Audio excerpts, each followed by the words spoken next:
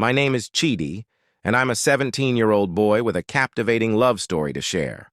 I was born into a middle-class family, my mom was a trader, and my dad a police officer in the vibrant city of Uyo. My best friend Gina was not only my closest companion, but also the object of my affections, though I lacked the courage to express my feelings. We attended the same college, and our classmates affectionately called us husband and wife, due to our inseparable nature. As one of the top students in my class, I was focused on my studies, and my attention was solely on Gina, too. I wasn't the only bright student in my class. My friends Moses, Daniel, and Joshua were equally intelligent. Our shared academic prowess was the foundation of our friendship. Whenever we received challenging assignments, we'd schedule a brainstorming session after class to collaboratively crack the problems and find solutions. Mathematics, particularly quadratic equations, often posed a significant challenge, but I knew I had reliable friends who were equally determined to excel. Although they had a flirtatious nature, it didn't detract from their academic focus. In fact, they effortlessly juggled their charm with their studies, winning over almost every girl in our class. Except for one, of course.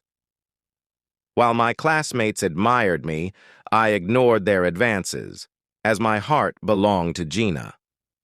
Her parents, who were extremely wealthy, welcomed me into their home, often teasing me by calling me my daughter's husband. They would sometimes give me money to support my mom's business, and I cherished the close bond we shared. Gina's parents were incredibly wealthy, and their lavish lifestyle made Gina quite pampered. She was lazy with her schoolwork, and I often helped her with her assignments. Instead of studying, she preferred to play, and I obligingly went along, blinded by my love for her. Despite her lack of interest in academics, Gina was stunningly beautiful, with a radiant light-skinned complexion that captivated me. In our first year of high school, SSS1, I didn't bother wondering if Gina reciprocated my feelings. All that mattered was that we were inseparable, and my love for her knew no bounds. Some might say I was too young to understand love, but for me, it was a feeling that consumed my every waking moments. One day, Gina asked me, "Chidi, why are you so intelligent?" I chuckled and replied, "It's hard work, simple." She responded, "Hard work?" I affirmed, "Yes, that's why I've been trying to tutor you, so you can be like me or even surpass me." Gina said, "Really?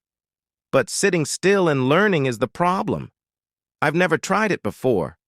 I encouraged her, "That's why you have me, Chidi. I'm here to help."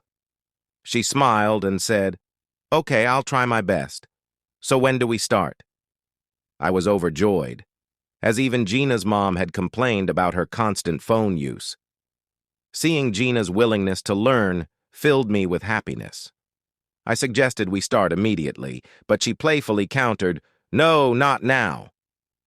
I offered to come to her house the next day, which was Friday, after dropping my mom off at the market. She agreed, and I saw the determination in her eyes. The next day, I arrived at Gina's house, eager to begin our study session. I woke up that Friday morning feeling so happy because I had a tutorial class with Gina later today. After taking a bath and eating my favorite rice and stew, which my mom had prepared, I got dressed for school. My dad, a police officer, was not always around because of the nature of his job.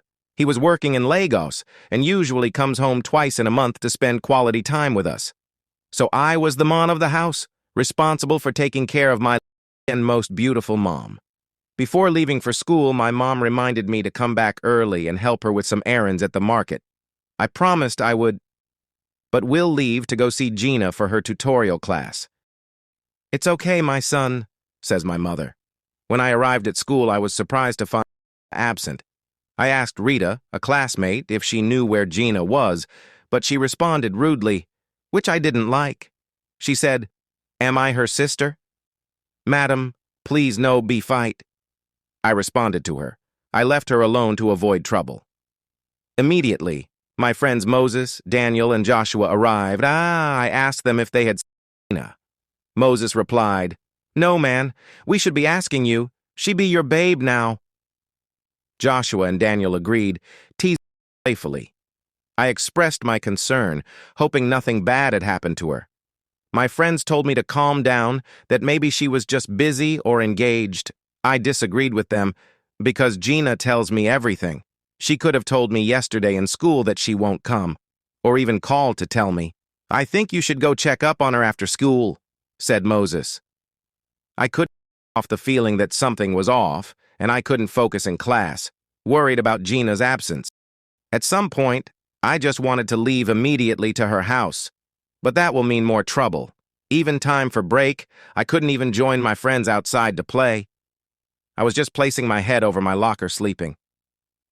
I had a tap at my back. I raised my head up, and behold, it was one of my crush, Esther. "Hi, handsome," she said. I just went back to sleep without responding. She just left on her own after much trials. As soon as school was over, I rushed home to my mom. She noticed my haste and asked, "Is everything okay, son?" But I couldn't respond, focusing instead on her pack up her market items. She persisted, asking what was wrong. I told her I'd explain later.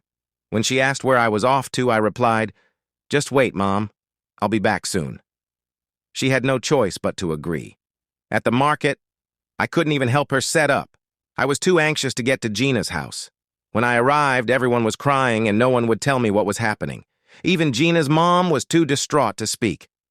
I searched for Gina and finally found her in her room, her eyes red and crying. She couldn't muster the courage to tell me what was wrong, and I begged her to explain. I just saw myself crying too, even when I didn't even know what was going on. "Love is indeed very strong," I said to myself silently. Then I asked her, still crying,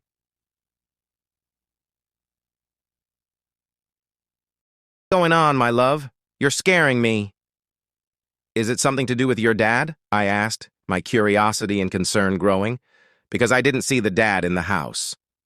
Gina continued to cry uncontrollably, and I stayed by her side, consoling her, determined to stay until she was ready to reveal what was wrong. Eventually, Gina's tears subsided, and she fell asleep, exhausted. I gazed at her peaceful face, her beauty still radiant even in slumber, and couldn't help but smile. But as I glanced at the clock, I realized it was already past 8 p.m. I knew my mom would be worried sick, so I reluctantly left Gina's side and went home, hoping to alleviate my mom's concerns. To be continued. Next episode dropping 6 p.m. tomorrow. Just stay tuned.